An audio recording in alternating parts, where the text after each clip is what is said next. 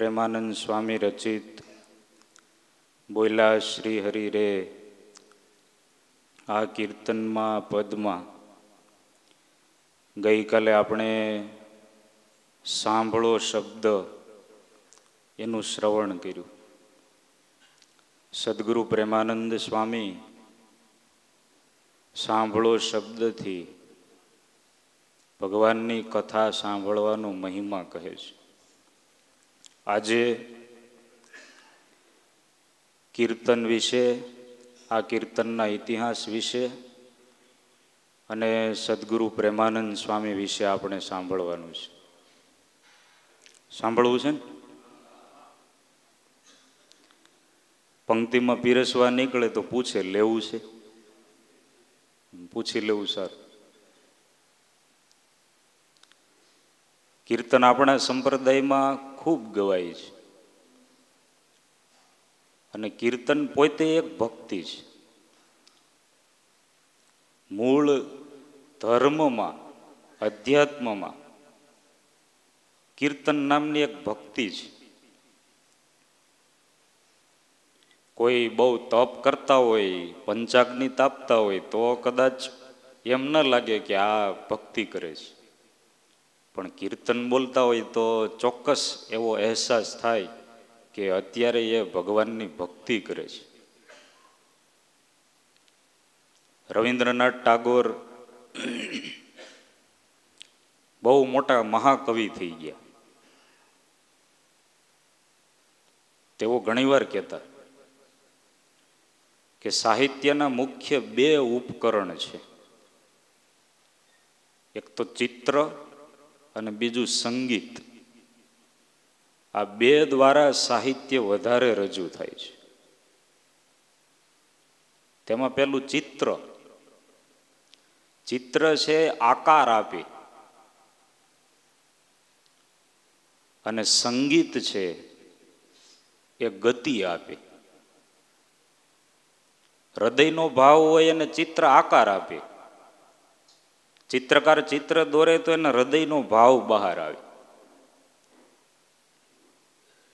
સંગીતકાર સંગીત ગાય, કીર્તન ગાય તો એના હૃદયના ભાવને ગતિ મળે. એટલે ચિત્ર છે દેહ છે અને સંગીત છે એ પ્રાણ છે. દેહ અને પ્રાણ બંને જોઈએ. તમે અત્યારે દેહમાં છો કે પ્રાણમાં છો? ઊંઘમાં તો નથી ને? તો વાંધો નહીં, બંનેની જરૂર પડે. એટલે તમે જુઓ, કલામાં સૌથી વધારે પ્રસિદ્ધ હોય ને આમ અત્યારે લોકમાં કે પેલા કે તો ચિત્ર અને સંગીત વધારે. સ્પર્ધાઓ એની ઘણી યોજાય. એટલે સંગીત છે હૃદયનો જે ભાવ છે,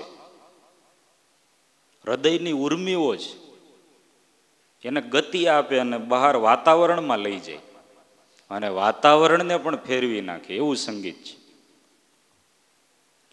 ગઢપુરમાં શ્રીજી મહારાજ વિરાજમાન એ વખતે દુષ્કાળનો સમય, શ્રાવણ માસે કોરો ગયો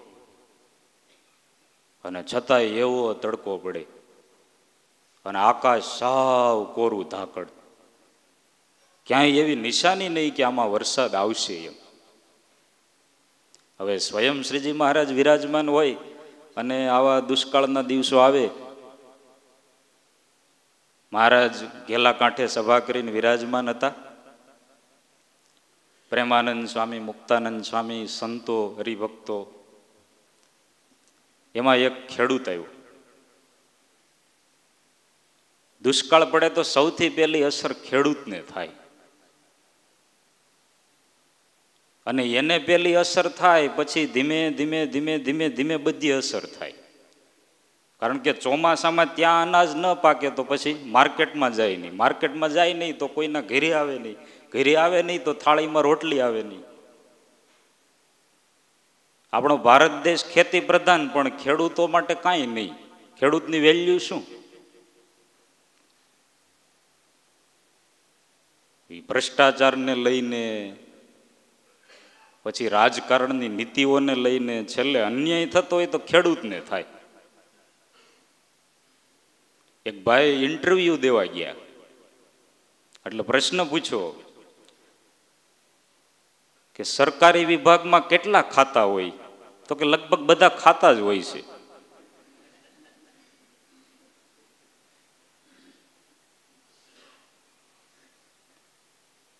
દિલ્હીથી 1 રૂપિયો નીકળ્યો હોય તો એ અહીંયા આવતા આવતા આવતા આવતા આવતા આવતા ખેડૂત પાસે પહોંચે તો 10 પૈસા રહ્યા હોય. પણ આપણે વિચાર કરવો જોઈએ, થાળીમાં રોટલી આવે તો એમાં એ રોટલી જે ઘઉંના દાણામાંથી બની છે, એ ઘઉંના દાણા ખેડૂત ઉગાડે છે, એ મહેનત કરે છે. અને એ કેટલું કઠણ પડતું હતું ત્યારે આપણે એ મૂકીને સુરત આવ્યા છીએ. હે, મનમાં હસી લેજો તમે. એટલે ખેતી પ્રધાન દેશ છતાંય ખેડૂતો માટે કાંઈ નહીં. એટલે ખેડૂત આવ્યો અને આવીને શ્રીજી મહારાજના પગમાં પડ્યો. સર્વ કરતા હરતા તમે જ, દેડકાને ગારો, પશુઓને ચારો, હાથીને ભારો દેનારા તમે જ. મહારાજ, આ શ્રાવણ માસ અડધો જતો રહ્યો, હમણાં પૂરો થશે, હજી વરસાદ આવ્યો નથી, કંઈક કૃપા કરો.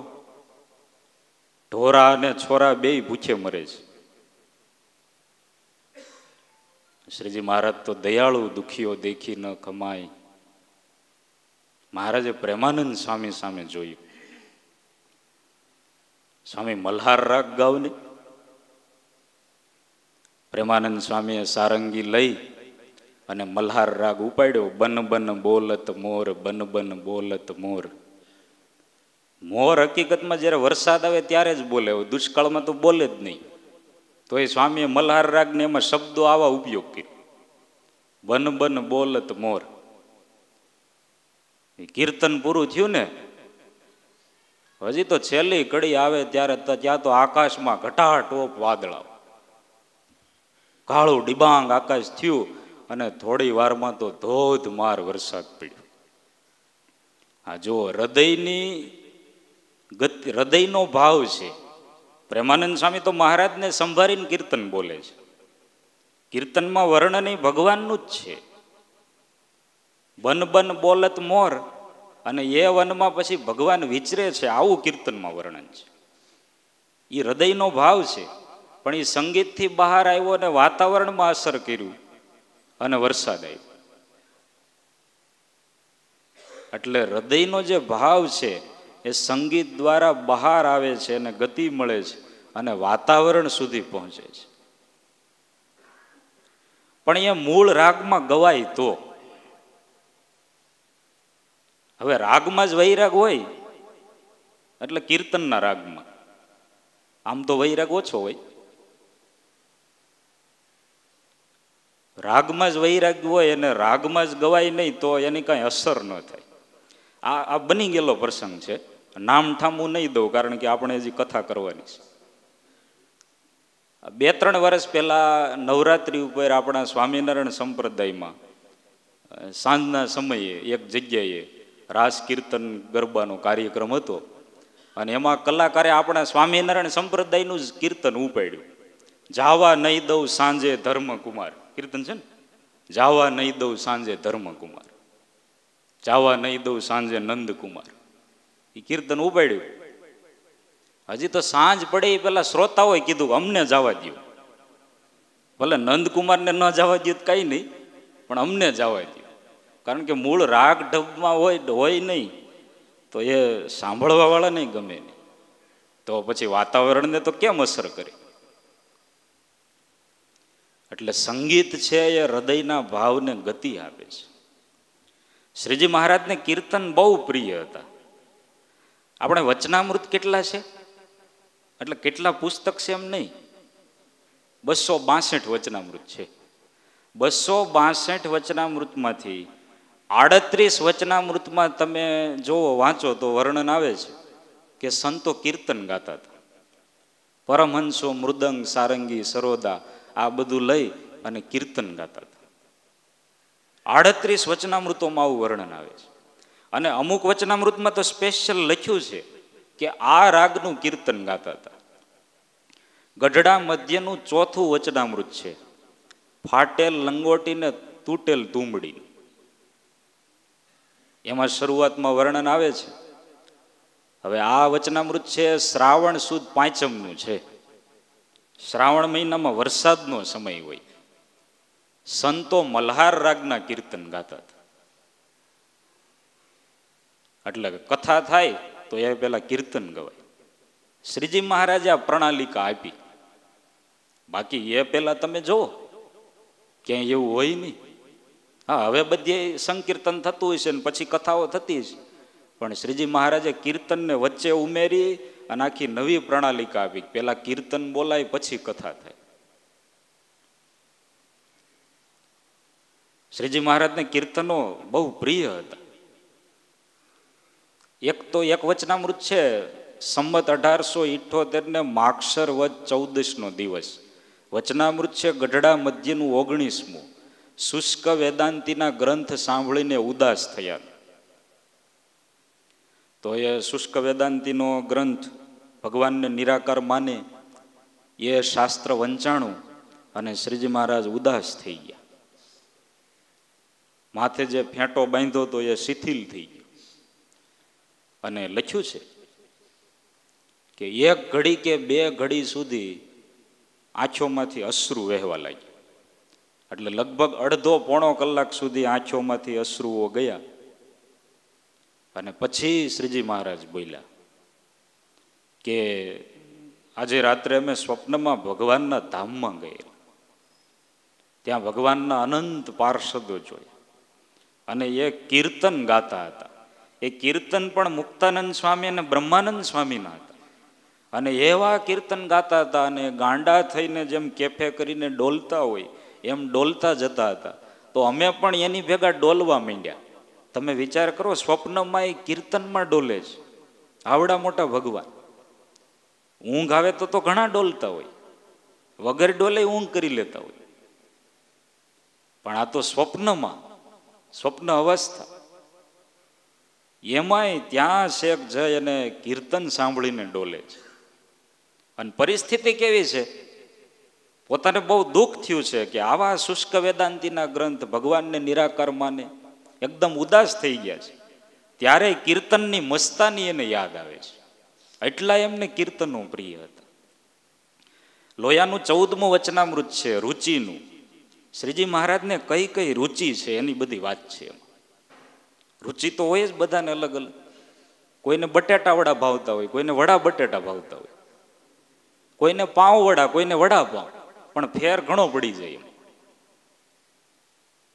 પણ શ્રીજી મહારાજે રુચિના વચનામૃતમાં કહે છે કે કોઈને ગાતો સાંભળીને અમે એની પાસે કોઈ માણસને મોકલીએ, અને કોઈ માણસ જવા વાળું ન હોય ને તો અમે પોતે જઈએ. અને એમ થાય કે ઠીક કરે છે, એ જે કરે છે એ સારું કરે છે. પરોક્ષના ક્યાંય ભજન ગવાતા હોય તોય શ્રીજી મહારાજ રાજી થતા. હવે તમારો દીકરો હોય અને બીજો એની બાજુમાં પાડોશીનો છોકરો રમતો હોય, તો તમારી હાજરીમાં પાડોશીના છોકરાના વખાણ થાય તો આમ ન ગમે, એમ કે સાથે સાથે અમારા દીકરા નહીં થવા જોઈએ. પણ શ્રીજી મહારાજ તો કીર્તન ભક્તિ જોવે તો એ પોતાના સંતો ગાતા હોય તો સારું જ છે, પણ બીજું કોઈ ગાતું હોય પરોક્ષમાં તોય એની પાસે જઈને સાંભળે. આ રુચિ એમ. એકવાર મહારાજ ગઢપુરમાં વિરાજમાન, અને સાંજના સમયે આરતી સ્તુતિ બધું થઈ ગયું, ત્યાર પછી દૂરથી કોઈ ગાતું હોય એવો અવાજ આવે. મહારાજે કીધું કાઠી દરબાર, આ કોણ ગાય છે? તો કે મહારાજ એ તો માર્ગી પંથીઓ ગાય છે. મહારાજ કે ચાલો આપણે ત્યાં સાંભળવા જઈએ. મહારાજ આપણે ત્યાં ન જવાય. તો કે એને અહીં બોલાવો, આપણે ત્યાં ન જવાય તો. પણ સાંભળવું તો છે. પછી એને બોલાવ્યા અને એ ભજન સાંભળ્યા અને મહારાજે એમને ભેટ સોગાદ આપી. આવા કેટલા પ્રસંગો. બીજું કોઈ ગાતું હોય તોય રાજી, અને એમાંય પોતાના સંતો ગાતા હોય તો વિશેષ રાજી થાય. હવે દાદા હોય અને એનો પોતરો હોય એ કાલું ઘેલું બોલતો હોય તો કેટલું વાલું લાગે. પછી ભલે ને ગાલ ઉપર ધીમેથી ઝાપટ મારી દે પણ વાલું લાગે. એમ શ્રીજી મહારાજને જ્યારે બીજા કોઈ ગાતા હોય ત્યારે એટલું ગમતું હોય તો પોતાના સંતો જ્યારે ગાય ત્યારે કેટલું ગમે. શિયાળાની કડકડતી ઠંડીઓ, અને પેલા તો તમને ખબર છે ને, હાડ મારી નાખે એવી, હાડ ગાળી નાખે એવી ઠંડી પડતી. હવે તો ઘણું ઓછું થઈ ગયું. એવી ઠંડીમાં ગઢપુરમાં પરમહંસોની જાયગામાં એ પ્રેમાનંદ સ્વામીની ઓરડી, અને વહેલી સવારે પ્રેમાનંદ સ્વામી કીર્તન બોલે. લગભગ 4 વાગ્યા છે. 4 વાગ્યા છે. કેટલા? 4 વાગ્યા. અને પ્રેમાનંદ સ્વામી કીર્તન બોલે, ઓરા આવો શામ તમારું છોગલું જોવું રે. શ્રીજી મહારાજ જાગી ગયા, અક્ષર ઓરડીમાં પોઢ્યા હતા અને જાગી ગયા. અંદર સરખું સંભળાય નહીં, કારણ કે શિયાળામાં સહેજે બધું પેક હોય. અહીં કપડાં પહેરવામાં પેક હોય અને આમાં દરવાજાને બધું પેક હોય, એટલે મફલર કાઢી નહીં નાખતા, રાખજો. અંદર સરખું સંભળાતું નહોતું, એટલે શ્રીજી મહારાજ અક્ષર ઓરડીના દરવાજે આવ્યા અને દરવાજો ખુલ્લો રાખી અને કાળો કામળો આખો આમ વીટી અને કીર્તન સાંભળવા બેસી ગયા. એ કેટલું કીર્તન સાંભળવામાં એને પ્રીતિ છે. આ ગામડામાં લગભગ શિયાળામાં ભવાઈ આવતા, તમે જોજો. ચણિયા બોરની થેલી હોય, ખાટલો હોય, અને સાથે એ જર્સી ને પછી સરસ મજાનો ધાબળો ને બધી તૈયારી કરીને પહેલો જ ખાટલો નાખી દે. ગમે એવી ઠંડી લાગતી હોય તો એ ઓઢીને આખા ભવાયા જોવા એટલે જોવા. જગતના જીવને જેમ જગતના વિષયોમાં રસ છે, એમ ભગવાનને એટલો જ કીર્તન ભક્તિમાં રસ છે. કીર્તન સાંભળવા. કીર્તન પૂરું થયું એટલે પ્રેમાનંદ સ્વામી પછી બહાર નીકળ્યા અને ત્યાંથી આમ બાજુમાંથી પસાર થયા. એને એમ થયું કે આ આવી રીતે આ કાળા કપડાં પહેરીને કોણ બેઠું છે? આમ અંધારામાં સરખું દેખાય નહીં. શ્રીજી મહારાજનો ગોર વર્ણ અને એમાં આખો આ કાળો કામળો ઓઢ્યો હોય, એ કેવા દર્શન થતા છે. નજીક જઈને જોયું ત્યાં તો ખબર પડી ગયો મહારાજ છે. મહારાજ તમે અત્યારે અહીંયા બહાર એટલી ઠંડી લાગે? મહારાજ કે તમે કીર્તન બોલતા હતા ને, ઓરા આવો શામ તમારું છોગલું જોવું, એ સાંભળવા માટે અહીંયા બેઠા છે. પણ એ સંતો એટલા પ્રેમ ભાવથી ગાતા હતા, એટલા માટે શ્રીજી મહારાજ ખેંચાઈ જતા. રાગ, ઢબ, શૈલી આ તો બધું હતું જ, પણ પ્રેમ પણ એટલો જ હતો એમાં. અને એમાંય પ્રેમાનંદ સ્વામી સાધુ થયા ત્યાં સુધીની વાત ગયા વર્ષે કરેલી છે. આપણે એ તમે કહેતા હોય તો બીજી વાર કરું. તો સાધુ થયા ને પછી નિજ બોધાનંદ સ્વામી નામ પડ્યું. આપણા સંપ્રદાયમાં ઘણી જગ્યાએ એવા કીર્તનો મળે છે જેમાં નિજ બોધાનંદના વાલા, નિજ બોધાનંદના પ્યારા, આવા કીર્તનો છે. એ પ્રેમાનંદ સ્વામીના જ છે. નિજ બોધાનંદ નામ કીર્તનમાં બહુ પ્રાસમાં મળતું નહોતું, એટલે મહારાજે કીધું કે આજથી હવે પ્રેમાનંદ સ્વામી નામ. પછી પ્રેમાનંદ સ્વામી નામ પડ્યું. એમાં એકવાર પ્રેમાનંદ સ્વામી નામ પડી ગયા પછી કીર્તન ભક્તિ થતી હતી. મુક્તાનંદ સ્વામી વૈષ્ણવોના પદ બોલતા હતા, વૈષ્ણવ પરંપરા. અને એમાં ક્યાંક ચંદ્ર સખી એવું નામ આવ્યું. કૃષ્ણ ભગવાનના પદો ગવાય ને એમાં. એટલે કીર્તન પૂરું થયા પછી મહારાજે પૂછ્યું કે આ ચંદ્ર સખી એટલે કોણ? તો મુક્તાનંદ સ્વામી કીધું, મહારાજ એ કૃષ્ણ ભગવાનના એક વાલા સખી હતા, એનું નામ ચંદ્ર સખી. મહારાજ કે ઓહો, તો આ અમારે પ્રેમાનંદ સ્વામી છે ને એ અમને એટલા જ વાલા છે, એટલે આજથી પ્રેમાનંદ સ્વામીનું નામ પ્રેમ સખી. જેમ પેલા ચંદ્ર સખી, એમાં પ્રેમ સખી. અને કીર્તનોમાં તમે જુઓ પ્રેમ સખી આવે છે ઘણી જગ્યાએ છેલ્લી કડીમાં. એટલે પ્રેમ સખી, એક તો પ્રેમ અને બીજું સખી. સખા ભાવ હોય એમાં વાલપ હોય, પ્રેમ હોય.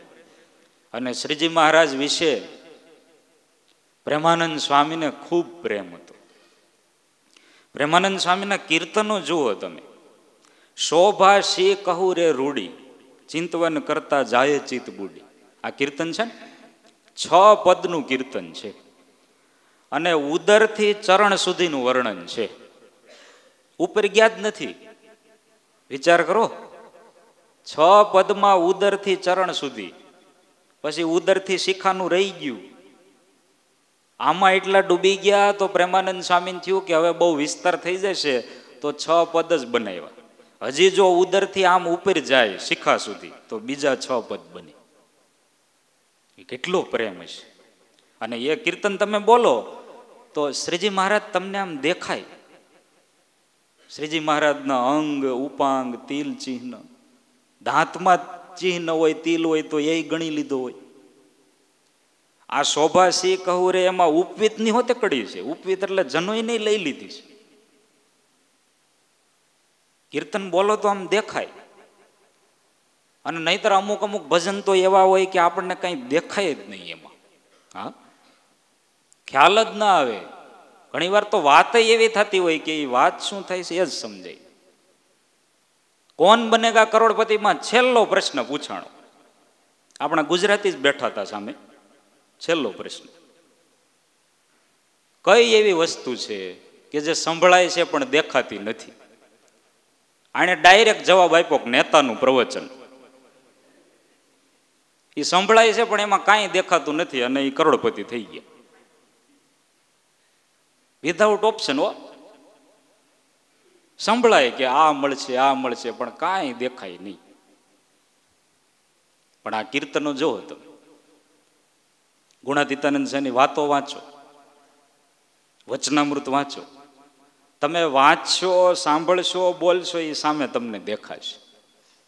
વચનામૃતમાં જે મહારાજની મૂર્તિનું વર્ણન છે, જે સ્વરૂપનું વર્ણન છે એ સામે તમને પ્રત્યક્ષ દેખાય. ગુણાતીતાનંદ સ્વામીની વાતોમાં શ્રીજી મહારાજનું સર્વોપરીપણાનું વર્ણન છે તો એ તમને અનુભવાય. એમાં પ્રેમાનંદ સ્વામીના કીર્તનો એ તમે ગાવ તો સામે દેખાયા. એક એક કડી એની સામે તમને દેખાય એવા કીર્તન. પ્રેમાનંદ સ્વામીના કીર્તનોમાં 3 વસ્તુ વિશેષ છે. એક તો પેલું અપાર પ્રેમ છે, બીજું અપાર વિદ્વત્તા છે અને ત્રીજું અપાર કલા છે. એમાં પેલું અપાર પ્રેમ. એમના કીર્તનોમાં પ્રેમ ખૂબ છે. એકવાર ગઢપુરમાં નંદ સંતો શ્રીજી મહારાજ સામે, શ્રીજી મહારાજ સમક્ષ કીર્તન ગાન કરતા હતા. મુક્તાનંદ સ્વામી, પ્રેમાનંદ સ્વામી, યોગાનંદ સ્વામી. વંદુ સહજાનંદ રસ રૂપ આ પદો ગવાતા હતા. રચના થઈ ત્યારે તો ગવાણા જ. પછી શ્રીજી મહારાજ કહે કે આવું જેને ચિંતવન થાય એને તો અમે સાષ્ટાંગ દંડવત કરીએ. એટલે પછી અવારનવાર ગવાતા ને હજી આપણી પરંપરામાં ગવાય છે, પાઠ થાય છે. થોડી વાર થઈને ત્યાં તો આકાશમાં 6 રાગ અને 6 રાગીણીઓ સાક્ષાત આવી ગયા આકાશમાં. અને આખું આકાશ ભરાઈ ગયું. એકદમ મીઠું અને મહાન સંગીત ગાવા લાગ્યા. એટલે નંદ સંતોએ ગાવાનું બંધ કરી દીધું. અને આકાશમાં જે સંગીત વાગતું હતું, રાગ રાગણીઓ સાક્ષાત આવીને ગાતા હતા, એ સાંભળવા માંડ્યા. અને એ શું ગાતા હતા તો એ પણ વંદુ સહજાનંદ રસરૂપ એ જ કીર્તનો ગાતા હતા. આ પ્રસંગ યોગાનંદ સ્વામીના જીવન કવનમાં લખાયેલો છે. સ્વામીએ પોતે લખ્યો છે. પ્રેમાનંદ સ્વામી ત્યારે હાજર હતા. અને એવું મહાન સંગીત પણ એ રાગ સાથે ગાતા હતા, તાલ સાથે ગાતા હતા. રાગ રાગણીઓ સાક્ષાત. અને પછી એ સંગીત પૂરું થયું, રાગ રાંગણીઓ અદ્રશ્ય થયા. નંદ સંતોએ મહારાજને પૂછ્યું કે મહારાજ આ બધા કોણ હતા? આવા શ્વેત વસ્ત્ર, આવું સંગીત, આવું ગાન. શ્રીજી મહારાજ કહે સાક્ષાત રાગ રાગણીઓ હતા અને તમને અમને કીર્તન સંભળાવવા માટે આવ્યા હતા. અને આપણા જ વંદુ સહજાનંદ સ્વરૂપ કીર્તનો ગાતા હતા. આપણને સંભળાવવા માટે આવ્યા? હા, કારણ કે તમે પ્રગટ ભગવાનના સંતો છો અને પ્રગટ ભગવાનના કીર્તનો કરો છો એટલા માટે આવે. સાક્ષાત રાગ રાગીણી હાજર થઈ જાય. જો આવા કીર્તન અપાર પ્રેમ. અને પછી શ્રીજી મહારાજે કીધું કે આ પ્રેમાનંદ સ્વામીના વંદુ સહજાનંદ સ્વરૂપ એ કીર્તનો એટલા પ્રેમ ભાવથી ભરેલા છે, એટલા માટે આ રાગ રાગણીઓ એનું ગાન કરતા હતા. પ્રગટ ભગવાનનો એમાં પ્રેમ છે. અને પછી શ્રીજી મહારાજે પ્રેમાનંદજીને બહુ પ્રીતે દીધો પ્રસાદ તે રૂડી રીતે, યોગાનંદ સ્વામીને જોઈ દીધા હાર પોતે રાજી થઈ. વાસુદેવ ચરણ સ્વામીએ હરિચરિત્ર ચિંતામણી નામનો પદ્યાત્મક ગ્રંથ લખ્યો છે, એમાં પણ આ પ્રસંગનો ઉલ્લેખ છે. પછી પ્રેમાનંદ મહારાજે કીધું કે આ પ્રેમાનંદ સ્વામીના કીર્તન એવા છે, તો રાજીપાથી પ્રસાદી આપી. કેવા કીર્તન! રાગ અનુસાર ગવાય સાથે, અને પ્રેમ ભળે તો એ રાગ આડોહળો ન થાય. પ્રેમાનંદ સ્વામીના કીર્તનોમાં પ્રેમ ભળે તો આમ રાગ ક્યાંય આગો પાછો ન થાય, એવા કીર્તન. અને જે સમયે જેવો સમય એ અનુસાર એવો રાગ. એ ગરબી હોય તો એવા પદ, બધું અનુકૂળ આવે. અને સમય અનુસાર હોય એની કિંમત હોય. જ્યારે જેની જરૂર પડે ત્યારે તે હોય તો એની કિંમત. એક બાપા ટ્રેનમાં મુસાફરી કરતા હતા. શિયાળાનો સમય, અને શિયાળાની વાત શિયાળામાં જ કહેવાય, પછી ઉનાળામાં જ શું કરવું? પછી ત્યારે ઉનાળાની વાત હોય એટલે આજે શિયાળાની વાત વધારે આવશે. શિયાળાનો સમય અને એ 5 વાગ્યા ટ્રેનમાં બેઠા અને આખી રાત્રિની મુસાફરી, અને સામે એક યુવાન આવ્યો. સામે જ એને આખી રાત્રિની મુસાફરી. યુવાન જેવો આવ્યો એટલે આવીને સામે બેઠો, અને એના કાંડે રાડો ઘડિયાળ. રાડો એટલે ઓલી બૂમો પાડે એ નહીં હો, કંપનીનું નામ છે રાડો. કે ઘડિયાળ એટલે થોડી થોડી વાર બતાવે જો રાડો રાડો 1.5 લાખની છે. 1.5 લાખ એટલે આ નથી હો, લેવા આવતા નહીં. પછી 1.5 લાખની છે. આમ વારે વારે બતાવે કે જો 1.5 લાખની, આમ એ કાંડે બાંધી હોય વારે વારે બતાવે રાડો ઘડિયાળ 1.5 લાખ. બાપા બિચારા સાંભળે, કઈ બોલે નહીં. એ લગભગ 9, 9:30 થયા, રાત્રિ પડી, ત્યાં સુધી યુવાને લગભગ 100-150 વાર કીધું હોય છે કે આ ઘડિયાળ જો 1.5 લાખની રાડો. એ 9, 9:30 થયા ને પછી તો ભાઈ પવનના સુસવાટા ચાલુ થાય. બાપાએ થેલામાંથી ધાબળો કાઢ્યો, ઓઢીને પછી કે 250નો છે. બીજી વાર કીધું 250નો છે. અને ઓલો તો ઠંડીનો ઠૂઠવાય બિચારો. ત્યારે તો કઈ રાડો ઘડિયાળ કામ લાગે નહીં. જરૂર પડે ત્યારે કામ લાગે, એની કિંમત. એમ પ્રેમાનંદ સ્વામીના કીર્તનોમાં પ્રેમ ભળે તો એ સમય અનુસાર જે રાગ હોય એ ચેન્જ ન થાય, એટલે એમાં બીજી વિદ્વત્તા ઉમેરાયેલી છે. અપાર પ્રેમ છે, બીજું અપાર વિદ્વત્તા છે. આપણે તો વખાણ કરીએ, આપણા પ્રેમાનંદ સ્વામી આપણા સંપ્રદાયના છે, આપણા શ્રીજી મહારાજના સંત છે, અને એણે આપણને બધું આપ્યું છે, એટલે આપણે તો વખાણ કરીએ. પણ પરોક્ષના કેટલાય કવિઓએ, લેખકોએ, કેટલા સંશોધકોએ પ્રેમાનંદ સ્વામી વિશે લખ્યું છે. ડૉક્ટર હરિપ્રસાદ ઠક્કર લખે છે, સંસ્કાર સાહિત્યનો વારસો નામનું પુસ્તક છે, એમાં એમણે લખેલું છે. ડૉક્ટર હરિપ્રસાદ ઠક્કર. આમે ગરબીનો કાવ્ય પ્રકાર તાલ લયાશ્રિત હોવાને કારણે પ્રેમ સખીએ પોતાની ગરબીઓમાં દેશી સંગીત ઢાળની સુરાવલીનું અજબ માધુર્ય પ્રગટાયું તો છે જ, એથી આગળ વધીને એમણે એમાં નૃત્ય અનુસારી વર્ણો, પ્રાસાનુપ્રાસ, જળ જમક આદિ શબ્દ અલંકારો, લય, ટેક, પંક્તિની વિભિન્ન યોજના, રે, જે, રેલોલ, લોલ, યે, વાહલા જેવા તાલ પ્રેરકને ગીત પોષક શબ્દોનું વર્ણન કે દ્વિરુક્તિઓ વગેરે તત્વો દ્વારા ગરબીનું બાહ્ય કલેવર ઘડી અને કીર્તનોમાં કલાત્મકતા બક્ષી છે. અને એ સાથે જ વિદ્વત્તા સહભાવનું તીવ્ર સ્પંદન પ્રગટાયું છે. કીર્તનોમાં વિદ્વત્તા દેખાય છે. નહીતર પ્રેમાનંદ સ્વામી આમ બહુ ભણ્યા હોય ને વિદ્વાન થયા હોય એવો ક્યાંય ઉલ્લેખ નથી, પણ છતાં એમના કીર્તનોમાં વિદ્વત્તા. અને કીર્તન કાવ્યમાં વિદ્વત્તા આવે એ ખૂબી કહેવાય. બાકી લગભગ કાવ્યોમાં કલ્પના હોય છે, કીર્તનોમાં ભજનોમાં કલ્પના હોય છે. અમુક અમુક આપણે આજે ભજન ગવાય છે ગણપતિ ઉત્સવ વખતે ગીતો, એક ફૂલ બે ફૂલ ગણપતિ બાપા બ્યુટીફુલ, એક તલ્લી બે તલ્લી ગણપતિ બાપા બાહુબલી, એમાં વિદ્વત્તા દેખાય. અને એક તો ગણપતિના કાન મોટા ને પછી બાજુમાં જ મોટા મોટા સ્પીકર મૂક્યા હોય સિન્ટેક્સના ટાંકા જેવા, અને એવા જોરદાર વગાડે, બિચારા કંટાળી જાય કે આ તમે ઉત્સવ કરો છો કે આ શું કરો છો. એટલે ઉત્સવોમાં ને એમાં કીર્તનો ગવાતા હોય ને એમાં વિદ્વત્તા જળવાવી એ પ્રેમાનંદ સ્વામીના કીર્તનોમાં દેખાય, આપણા નંદ સંતોના કીર્તનોમાં દેખાય. કેટલી વિદ્વત્તા, એક ઉદાહરણ આપણે અહીંયા લઈએ.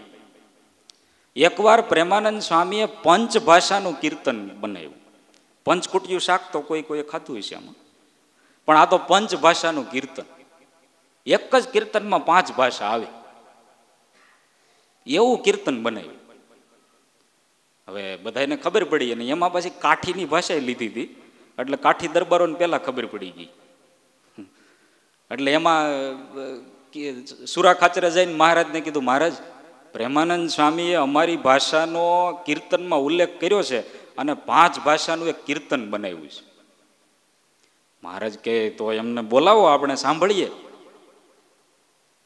અને પ્રેમાનંદ સ્વામી આવ્યા, ચંદન ઘસીને કટોરામાં લઈને આવેલા. શ્રીજી મહારાજને અર્ચા કરી, પૂજા કરી, વંદન કરીને પછી બેઠા.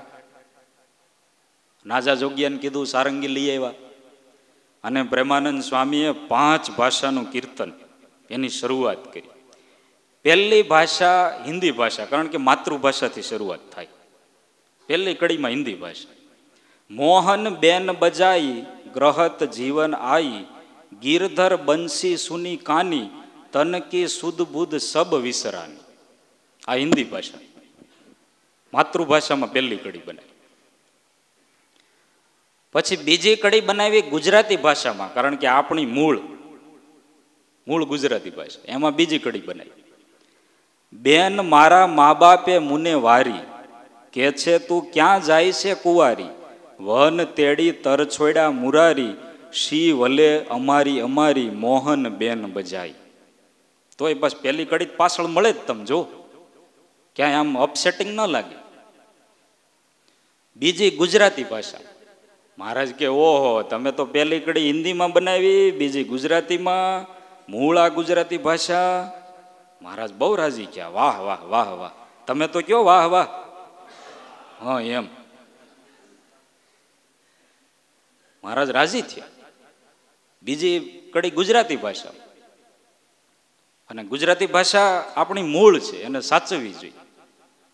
અત્યારે ઇંગ્લિશ મીડિયમનો જમાનો છે તો વાંધો નહીં, એમાં વિદ્યાર્થીઓને છોકરાઓને એમાં ભણાવવા જોઈએ, પણ સાથે ગુજરાતી શીખવાડવું જોઈએ. ગુજરાતી ભાષા છોડાય એવી નથી, એવી આપણને સરસ ભાષા મળી છે. આમાં જેટલા શબ્દો છે, આમાં જેટલી વિવિધતા છે, એવી બીજી કોઈ ભાષામાં નથી. હવે શાક વઘાર્યું એનું ઇંગ્લિશમાં આપણે શું કરવું? તમે કરી દેતા હોય તો કાલથી ઇંગ્લિશમાં કથા રાખશું. શાક વઘાર્યું, જલેબીનું ઇંગ્લિશ શું કરવું? કરવું હોય તો એ બહુ લાંબુ થાય, round round round round round and stop, bus stop આવે એવું લાગે. એટલે મૂળ ગુજરાતી ભાષા આપણે. શ્રીજી મહારાજ બહુ રાજી છે. મહારાજ કહેવાય ત્રીજી કડી કઈ ભાષામાં છે? મહારાજ એ મરાઠી, ત્રીજી કડી મરાઠી ભાષામાં રજૂ કરી. સૈયર કાય સાંગુમી આતા, કુઠે ગેલા યા હાતા, ન જાણે કોણી જાતા, સંગે ગાતા મોહન બેન બજાઈ. ત્રીજી કડી મરાઠી ભાષા. સુરા ખાચર કે હવે અમારો વારો આવવો જોઈએ. પ્રેમાનંદ સિંહ કે હવે તમારો વારો, કાઠીની ભાષા. એના પછીની કડી છે ચોથી, એ કાઠીની ભાષામાં બનાવી. તબ બોલી એક મરમાલી, મહારાજ વાત સાંભળો ને માલી, આજ હું તો આદિશા વનમાલી, બહુલીની કરતાલી કરતાલી મોહન બેન બજાઈ. એ કાઠીની ભાષા. સુરા ખાચર તો ઊભા થઈ ગયા. આપવું શું, તલવાર સિવાય કાંઈ નહોતું. પ્રેમાનંદ સાંગે કાંઈ જોતું નથી, આપણે તો મહારાજ રાજી થાય એટલે તો વાંધો નહીં, પાછા બેસી ગયા. મહારાજ કહેવાય છેલ્લી કડી કઈ ભાષામાં? છેલ્લી કડી મારવાડી ભાષામાં. પ્રભુજી મેં તો થાકી દાસી, ઠાકોર હાંસીમાં જીવ જાસી, પ્રેમ સખી કંઠ લગાસી, આય મિલો વનવાસી વનવાસી, મોહન બેન બજાઈ. શ્રીજી મહારાજ પોતાના સિંહાસન ઉપરથી ઊભા થયા અને પ્રેમાનંદ સ્વામીને ભેટી પડ્યા. તમારે જે જોતું હોય તે આપીએ. મહારાજ બસ તમે રાજી થાવ એટલે ઘણું. તોય શ્રીજી મહારાજે કચ્છી ટોપી પહેરી હતી, એ એમને ભેટમાં રાજીપા રૂપે આપી. આ વિદવત્તા. પાંચેય ભાષાને એક જ કીર્તનમાં વણી લેવી, પાંચેય કડી કડી અલગ અલગ, અને પાંચ જ કડીનું કીર્તન, દરેકમાં અલગ અલગ ભાષા. આ વિદવત્તા. છતાંય રાગ ક્યાંય ચેન્જ થાય નહીં, એની ઢબ ચેન્જ થાય નહીં. આ પ્રેમાનંદ સ્વામીની વિદવત્તા, અપાર વિદવત્તા. બાકી તો બે ભાષા આમ તેમ થાય ને તો તકલીફ પડી જાય. એક જગ્યાએ વાર્તા સ્પર્ધા હતી રાજ્ય કક્ષાએ, અને કોઈ પણ બે ભાષા મિક્સ કરીને પછી વાર્તા કહેવાની, વાર્તા કાવ્યાત્મક હોવી જોઈએ. તો એક આપણા ગુજરાતી ગયા અને એમણે નક્કી કર્યું કે ભાઈ ઇંગ્લિશ અને ગુજરાતી બે મિક્સ કરીને હું કાવ્ય ભાષામાં વાર્તા કહીશ. મૂળ લગભગ એ ઇંગ્લિશ ભીણા નહોતા, ટપી ગયા હતા, પણ તોય એમણે નક્કી કર્યું કે આપણો આ સબ્જેક્ટ. અને પછી ભાઈ ઇંગ્લિશ અને ગુજરાતી બે મિક્સ કરીને વાર્તા રજૂ કરી. વન્સ અપોન એ કાગડા સિટિંગ ઓન ધ બાકડા. વન્સ અપોન એ કાગડા સિટિંગ ઓન ધ બાકડા, ઇટ વોઝ આફડા ફાફડા. Because it was very much pyasa.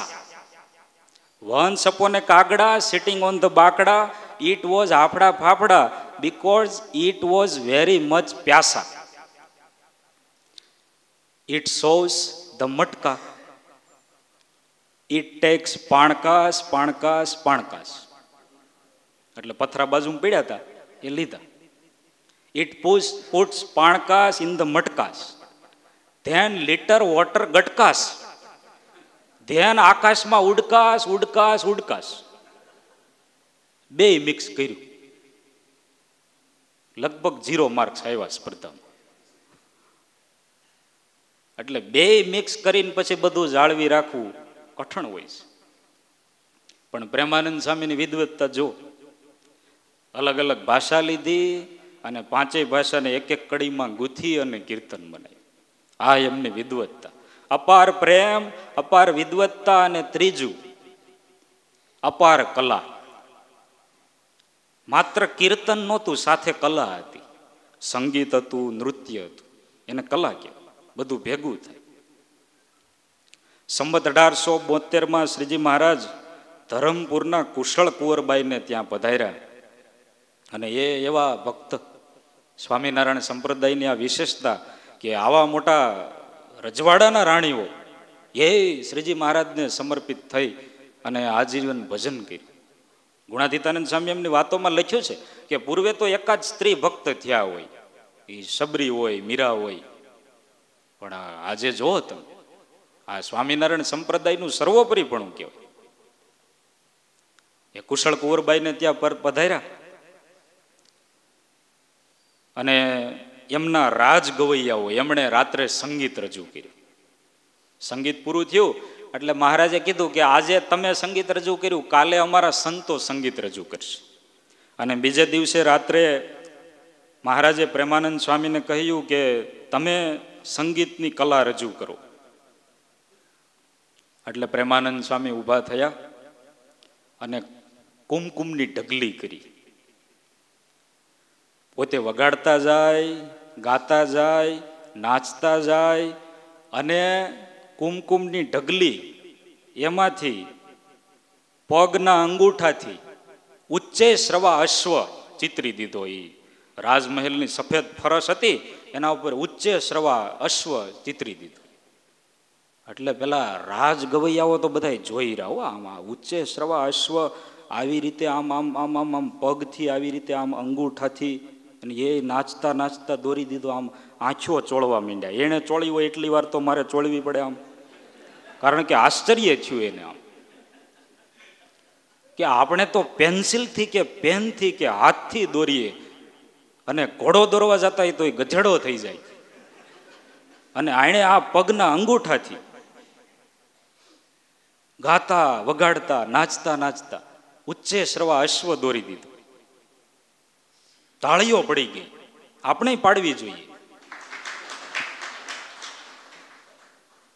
પછી બીજું કીર્તન મહારાજ કે બીજું ચાલુ કરો. વળી બાજુમાં કુમકુમની ઢગલી કરી. એ પ્રેમાનંદ સ્વામી ગાતા જાય, વગાડતા જાય અને પગના અંગૂઠાથી ધીમે ધીમે એ કુમકુમની ઢગલીમાંથી ઐરાવત હાથી ચિતરી દીધું. અને વળી રાજકવિઓ એકબીજાને ઠોહા મારવા માંડ્યા કે આપણે તો હાથી દોરવા જાય તો એ ગેંડો થઈ જાય, અને આ તો આવો સરસ એરાવત હાથી. એરાવત હાથી તમે જોજો, એમ દોરાય નહીં કઈ જેવા તેવા માણસો, અને પગના અંગૂઠાથી ગાતા વગાડતા દોરી દેવાનું. મહારાજ કે હવે છેલ્લું અને ત્રીજું કીર્તન. વળી એ ત્રીજી જગ્યાએ કુમકુમની ઢગલી કરી પ્રેમાનંદ સ્વામી ગાતા જાય, વગાડતા જાય, અને એ પગના અંગૂઠાથી ધીમે ધીમે સૂર્યનો રથ ચિતરી દીધો. વળી રાજકવિઓ ગુપસુપ કરવા માંડ્યા કે આપણે તો આમ રથ સામાન્ય દોરવા જાય તો ચકડો રિક્ષા થઈ જાય, અને આ તો પગેથી અંગૂઠાથી આ સૂર્યનો રથ ચિતરી દીધો. અને ફળી એકવાર જોરદાર તાળીઓ પડી ગઈ. શ્રીજી મહારાજે પોતે શાલ દુશાલા ઓઢ્યા હોય, માથે મોળિયું બાંધ્યું હોય, બધું કાઢીને પ્રેમાનંદ સ્વામીને અલંકારોને ભેટ આપી અને એની વધાઈ કરી અને પછી પેલા રાજ ગવૈયાઓને પણ આપી ભેટ. આવા કલાવાળા, અપાર પ્રેમ, અપાર વિદ્વત્તા અને અપાર કલા, એવા પ્રેમાનંદ સ્વામીએ આજ મારે ઓરડે રે કીર્તન બનાવ્યા છે.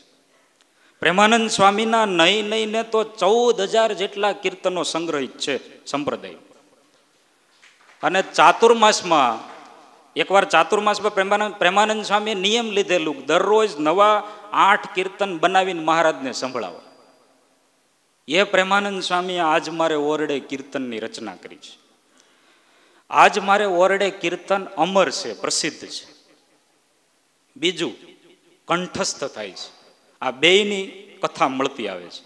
અમર એટલા માટે છે, એની કથા એવી છે, પ્રેમાનંદ સ્વામીના ગ્રંથો નામનું પુસ્તક છે, એમાં આ વાત છે.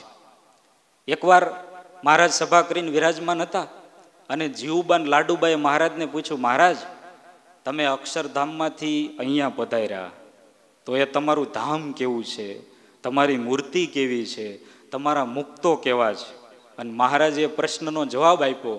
એ પ્રેમાનંદ સ્વામીએ સાંભળ્યું અને પ્રેમાનંદ સ્વામીને થયું કે આ મારે કીર્તનમાં વણવું છે, પણ કઈ રીતે વણવું એ આમ કઈ મગજમાં આવે નહીં, કારણ કે આ તો અક્ષરધામની બ્રહ્માંડ પારની વાત. એમાં પ્રેમાનંદ સ્વામી થોડા દિવસ પછી પોતાની ઓરડીએ બેઠા હતા અને મહારાજ દર્શન દેવા માટે આવ્યા, અને એ મહારાજની શોભા જોઈ અને પ્રેમાનંદ સ્વામીએ કીર્તન બનાવ્યું. આજ મારે ઓરડે રે આવ્યા અવિનાશી અલબેલ, બે પદ બનાવ્યા, પહેલું ને બીજું પદ. પછી મહારાજ કે હવે ભાઈ અમારે જમવા જવાનો ટાઈમ થયો. મહારાજ પોતે થાળ જમવા ગયા. પ્રેમાનંદ સ્વામીને થયું કે આ બે પદનો ઢાળ સરસ છે. મહારાજે જીવુબાઈ લાડુબાને જે વાત કરી એ વાત મારે આ જ ઢાળમાં બીજા બે પદમાં રચવી છે. પણ છતાંય કઈ મગજમાં આવે નહીં કેવી રીતે રચના કરવી, શરૂઆત કેમ કરી. બે પદ તો રચાઈ ગયા. પછી થોડીક વાર થઈ એટલે પ્રેમાનંદ સ્વામી થયું ચાલો ઠાકોર જમાડીને પછી વિચારશું. પ્રેમાનંદ સ્વામી પણ પંક્તિ થઈ, ઠાકોર જમાડવા ગયા. આ બાજુ મહારાજ જમી અને તરત ફરી વખત પ્રેમાનંદ સ્વામીના ઓરડે પધાર્યા અને બે પદ જે લખેલા હતા એમાં પછી ત્રીજું પદ ચાલુ કર્યું. બોયલા શ્રી હરિ રે સાંભળો નર નારી હરિજન. બીજા બે પદ ઉમેર્યા, ત્રીજું ને ચોથું, ચાર પદ પૂરા થયા અને પછી મહારાજ જતા રહ્યા. નિષ્કુળાનંદ સ્વામી આ જોયું કે મહારાજ ત્યાં પ્રેમાનંદ સ્વામીના ઓરડે ગયા છે, શું કરે છે. જઈને જોયું ત્યાં મહારાજે કીર્તન બનાવેલ. મહારાજ ગયા, પ્રેમાનંદ સ્વામી આવ્યા અને નિષ્કુળાનંદ સ્વામી કહ્યું કે મહારાજ આવેલા ને તમે જે ખરડો બનાવ્યો ને એમાં કંઈક લખતા હતા. પ્રેમાનંદ સ્વામી જોયું, પછી વાત કરી કે જીવુબા લાડુબાને મહારાજે જે વાત કરેલી એ મારે કીર્તનમાં વણવાની હતી, મને કંઈ મગજમાં આવતું નહોતું એટલે મહારાજ સાક્ષાત આવીને લખી ગયા. ત્યારે નિષ્કુળાનંદ સ્વામી બોલ્યા. પછી આ સાંભળીને નિષ્કુળાનંદ સ્વામી બોલ્યા, તો સ્વામી આ તમારા પદો છે ને સંપ્રદાયમાં અમર થઈ જાય છે, એટલા માટે અમર છે. હવે કંઠસ્થ શા માટે કરવામાં આવે છે એની વાત. ગુણાતીતાનંદ સ્વામીના શિષ્ય કૃષ્ણચરણદાસ સ્વામી એમની વાતોમાં પ્રસંગ આવે છે. સ્વયં પ્રકાશાનંદ સ્વામી એમના શિષ્ય વિજ્ઞાનાનંદ સ્વામી એમણે આ વાત કૃષ્ણચરણદાસ સ્વામીને કરેલી અને એ એમાં લખેલી છે. શ્રીજી મહારાજ ગઢપુરમાં વિરાજમાન હતા અને સુરતના હરિભક્તો આવ્યા. આ લખાયેલી છે, વાત થોડીક પહેલા કરતા અલગ છે. સુરતના હરિભક્તો આવ્યા અને મહારાજને બધા વસ્ત્ર અલંકાર બધું ધારણ કરાવ્યું અને પ્રેમાનંદ સ્વામીએ શોભા જોઈ અને મુખમાંથી શબ્દ સરી પડ્યા, આજ મારે ઓરડે રે આવ્યા વિનાશી અલબેલ. એ બે પદ બનાવ્યા આ શોભા જોઈ. પછી પ્રેમાનંદ સ્વામીને ત્યાં સભામાં બેઠા હતા અને વિચાર આવ્યો કે આ શ્રીજી મહારાજ અનંત કોટી બ્રહ્માંડના અધિપતિ આ પૃથ્વી પર પધાર્યા, એનું ધામ કેવું હશે, એ સ્વરૂપ કેવું હશે, એના મુક્તો કેવા હશે, આ બધો વિચાર આવ્યો. એટલે મહારાજ કે લાવો આ તમે બે કીર્તન બનાવ્યા ને એનો ખરડો લાવો. એટલે લખીને પછી મહારાજને દીધા અને પછી મહારાજે પોતે ત્રીજું ને ચોથું પદ ખરડામાં લખ્યું. ત્રીજું પદ એ બોયલા શ્રી હરિ રે સાંભળો નર નારી હરિજન. આ બે પદ લખી નાખ્યા મહારાજે પોતે, એમાં લખેલું છે. અને પછી મહારાજે કીધું કે જે કોઈ સંતોને સંસ્કૃત ભણવું હોય ને એને પેલા 4 પદ પાકા કરવાના, પછી સંસ્કૃત ભણવાનું. કારણ કે સંસ્કૃત ભણવું અઘરું છે, એમાં યાદ રાખવું પડે. તો આ 4 પદ કોઈ પાકા કરે, અમને સંભળાવે અને પછી જ એને સંસ્કૃત ભણવાનું. અને ત્યારથી સંતોમાં આ 4 પદ પાકા કરવાની પરંપરા ચાલુ થઈ, હજી ચાલે છે. અત્યારે આ પદો આપણા સંપ્રદાયમાં ગુરુકુલ પરિવારમાં બધે કંઠસ્થ ગવાય છે. એટલે આ પદ અમર છે અને કંઠસ્થ થાય છે એવા પદ છે. અને શ્રીજી મહારાજે પોતે બોલ્યા શ્રીહરિ રે વળી સહુ સાંભળો રે, આ બંને પદ પોતે બનાવ્યા છે. એવા સાક્ષાત શ્રીજી મહારાજ રચિતા પદ છે. પ્રેમાનંદ સ્વામી આ પદોના રચયિતા છે. ત્યારે આજે શ્રીજી મહારાજના ચરણોમાં, પ્રેમાનંદ સ્વામીના ચરણોમાં આપણે પ્રાર્થના કરીએ કે જે કાંઈ આ પદોમાં વર્ણવેલું છે એ આપણે ખૂબ સરસ રીતે સમજી શકીએ. સહજાનંદ સ્વામી મહારાજની જય.